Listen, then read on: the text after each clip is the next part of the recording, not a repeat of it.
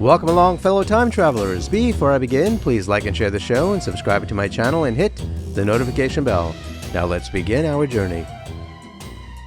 Walt Disney, the visionary behind Mickey Mouse, Disneyland, and an entertainment empire that reshaped modern culture, lived a life as imaginative off-screen as it was on it. Among the many homes he occupied while living in Los Angeles, the residence at 4053 Woking Way in the Los Feliz neighborhood stands out as a testament to his creativity, family devotion, and architectural taste. Known as the Storybook Mansion, this house, built in 1932, served as the Disney family home from 1932 to 1950. It was here that Walt and his wife, Lillian, raised their daughters, Diane and Sharon, and where some of the most iconic Disney films were conceived and reviewed. This time around, we're going to explore the history, architecture, trivia, and some lesser-known facts about this remarkable property. So, let's begin our journey. The early 1930s marked a pivotal time for Walt Disney. After arriving in Los Angeles in 1923 with little more than $40 and a suitcase, he and his brother Roy had built the Disney Brothers cartoon studio into a burgeoning success. By 1932, the studio's creation of Mickey Mouse and the success of early animated shorts had brought Walt both fame and financial stability. That year, flush with earnings and anticipating the birth of his first child with Lillian, Walt sought a larger home to replace their modest residence on Lyric Avenue. He purchased a 5-acre plot in the hills of Los Feliz, a neighborhood known for its scenic views and proximity to Griffith Park, and set out to build a family sanctuary. Construction began in the summer of 1932, a remarkable feat given the economic backdrop of the Great Depression. The house, costing $50,000, which was roughly the equivalent to $1 million today, adjusted for inflation, was completed in just 2 months, an astonishing timeline that reflects both Walt's urgency and the availability of unemployed laborers eager for work. Walt collaborated with architect Frank Crowhurst, who had previously worked on additions to the Disney studio on Hyperion Avenue. Together, they designed a 6,388 square foot, 12-room residence that blended Tudor and French Normandy architectural styles, evoking the fairy tale aesthetic that would later define Disney's cinematic works. The timing of the construction was bittersweet. Lillian suffered a miscarriage during the building process, a devastating setback for the couple. Nevertheless, they moved into the home in 1932, determined to make it a place of joy. Their daughter Diane was born on December of 1933, followed by the adoption of Sharon in 1936, transforming the house into a lively family hub.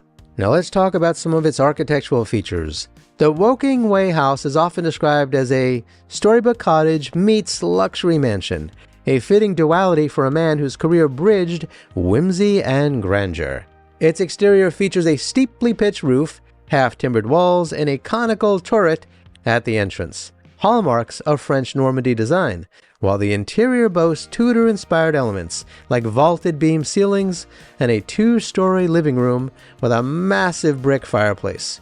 The Mediterranean-style rotunda entry, adorned with hand-painted ceilings, sets a dramatic tone upon arrival, while original, stained glass windows, some depicting literary figures like Shakespeare and Dickens, add a touch of intellectual charm. The home's layout reflects Walt's family-oriented vision. The ground floor includes a formal dining room with French doors opening to the outdoors, a modernized kitchen and a center island, and a screening room, a converted bedroom where Walt reviewed film dailies from the studio. Upstairs, the primary suite offers city views and ample closet space, connected by a circular staircase to the children's bedrooms and a sunlit family room with a former sleeping porch, now ideal as an office or gym. A Juliet balcony, affectionately dubbed Christmas Tree Point by the family, overlooks the living room, where Diane and Sharon would peek down on Christmas mornings to spot Santa's gifts. The grounds are equally enchanting. A swimming pool, rebuilt in 1963, not original to the house, anchors the backyard, surrounded by lush landscaping and a trellis-covered dining area. A standout feature is the Snow White-inspired playhouse, a Christmas gift Walt had studio staff construct overnight in 1937 to surprise his daughters after the release of Snow White and the Seven Dwarfs. Complete with a sink, kitchen, and a working telephone, through which Santa reportedly called to check on the girls, it remains a whimsical relic of Disney's personal touches. So let's talk about life at Woking Way. The 18 years Walt, Lillian, and their daughter spent at 4053 Woking Way coincided with the golden age of animation at Disney Studios. From 1932 to 1950, the studio released groundbreaking films like Snow White and the Seven Dwarfs in 1937, Pinocchio in 1940, Fantasia in 1940, Dumbo in 1941, Bambi in 1942, and Cinderella in 1950. The screening room at Woking Way played a crucial role, allowing Walt to watch dailies and popular films with family and friends, blending work and home life seamlessly. Beyond work, the house was a playground for Walt's imagination and fatherly affection. Diane later recalled her father chasing her and Sharon around the house, cackling like the Wicked Witch from Snow White, or twirling them by their heels. The backyard, teeming with wildlife like foxes, quail, and rabbits, delighted Walt, who told Better Homes and Gardens in 1940, "We try to make them feel right at home." The family's Daddy's Day tradition, Saturdays spent with Walt, taking the girls to Griffith Park's merry-go-round, began here, planting the seed for Disneyland's family-centric ethos. The house also bore witness to quieter moments. Walt's morning routine included driving Diane and Sharon to school, a ritual that grounded him amid his growing fame. The girls' love for reading Winnie the Pooh and Mary Poppins in their bedrooms inspired Walt to acquire those properties, later turning them into Disney classics. Christmas was a particular highlight, with the tree placed strategically beneath the Juliet balcony, a tradition that cemented the home's nickname.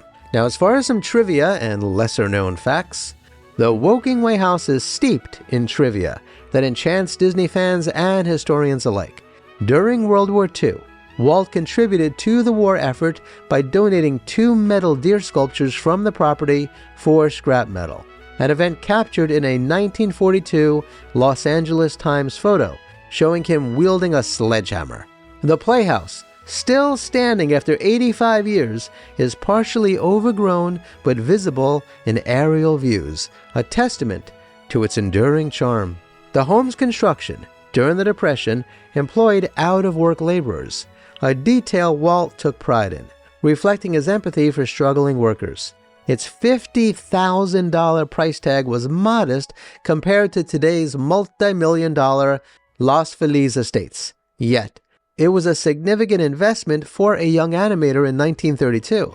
The screening room's original screen remains intact, a rare artifact tying the house to Disney's cinematic legacy. Rumors of hauntings have also swirled around the property. Some claim apparitions linger near the turret, a notion popularized by Ghosts and Legends tours, hosted by Haunted Orange County. While likely embellished for effect, these stories add a layer of mystique to the already magical residence. The Disneys left Woking Way in May of 1950, moving to a larger estate in Holmby Hills as a 25th anniversary present to themselves, seeking more space and privacy as Walt's fame grew. The Los Feliz home changed hands over the decades, with parts of its original acreage sold off. Today, the house sits on a beautiful 1-acre lot. In 2023, the house hit the rental market for $40,000 per month, furnished with antiques reminiscent of the Disney era, including art speculated to be original character sketches, though that is unverified. Its architectural details, crosshatch windows, stained glass, and that iconic turret continue to captivate architecture buffs, while its history pedigree draws Disney enthusiasts. Today, the Storybook Mansion remains a private residence, its gates rarely parting for the public. Yet when they do, visitors step into a world where magic was born, not just in film, but in the everyday moments of a family home. For Walt Disney, 4053 Woking Way was where dreams took root, a foundation for the wonders he'd build across the globe. So, what do you think of Walt Disney's house at 4053 Woking Way? If you're rolling in dough, would you live in a house like that? Please share your thoughts in the comments below. Kindly remember to like, share, and subscribe, and hit the notification bell. Please check out the links below to learn how to support my research and productions. This channel is sponsored by CampfireShop.com. Remember, you can become a member of this channel and join me on Patreon to see exclusive photos and videos. You could also leave a super thanks in the comments below. Kindly be kind to all of our fellow Earthlings and please do not harm them. And do yourself a favor and go to a local shelter and adopt a cat or a dog or both. You and they will be very glad that you did. Until next time, I wish you safe travels on all your journeys.